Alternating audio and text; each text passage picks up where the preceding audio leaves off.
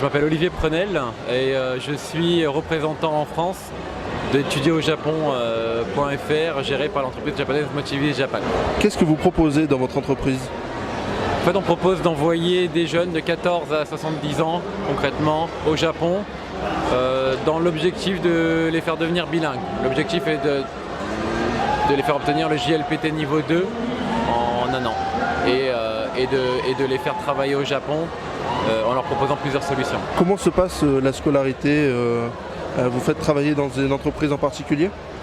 Alors en fait on leur propose des cours de japonais, c'est-à-dire qu'ils vont travailler durant la matinée, ils auront 4 sessions de 45 minutes tous les matins.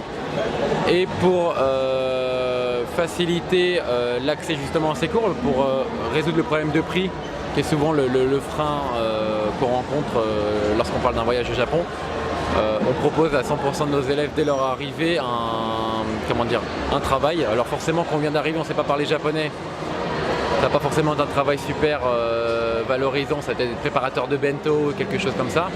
Mais au fur et à mesure, au bout de 2 mois, le japonais commence à être intégré. Et là, on va switcher directement sur des jobs beaucoup plus intéressants et en phase avec les capacités de la personne.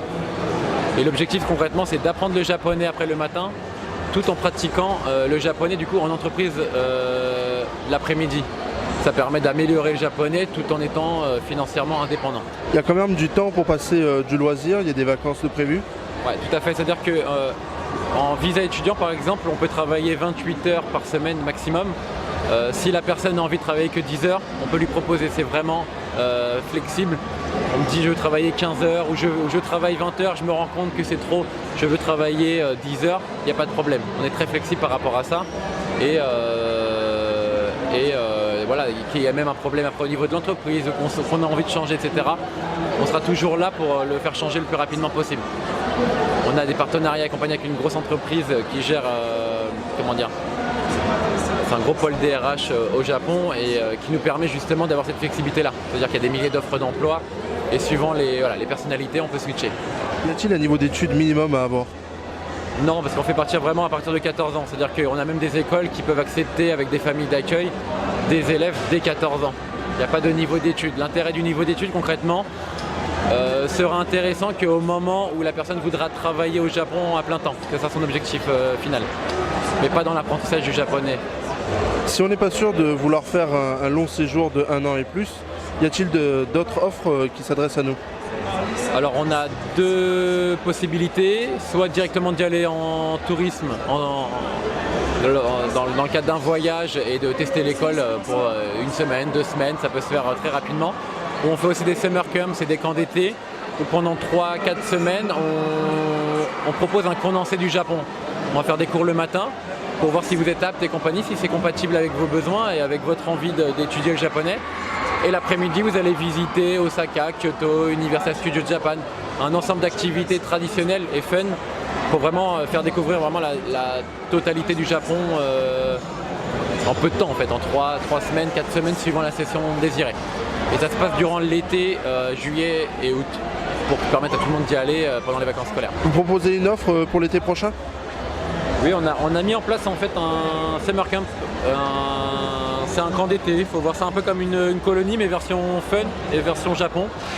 Concrètement, dès 14 ans, donc ça veut dire que si vous avez moins de 18 ans, on vous encadre, on vous fait découvrir le Japon à travers la langue, c'est-à-dire que vous avez des cours de japonais le matin et l'après-midi, découverte de Kyoto, Osaka, les différentes activités qui vont de l'activité traditionnelle à la plus fun. Et après, dès qu'on a plus de 18 ans, on a un groupe vraiment adulte et là on accède vraiment à d'autres activités plus en phase aussi avec leur âge. Donc c'est vraiment adapté à des tranches d'âge et vraiment pour une envie de découvrir le Japon pour la première fois. C'est vraiment ça notre objectif, mais de façon optimisée. Sur place, on a un logement, mais si on en a déjà, on peut quand même participer à cette formation?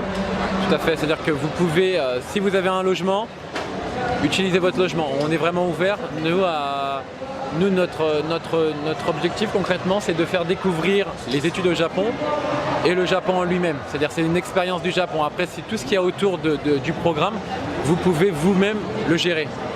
Vous voyez un logement qui vous paraît plus approprié que la famille d'accueil ou plus approprié que les résidences qu'on peut vous proposer, allez-y, il n'y a aucun souci.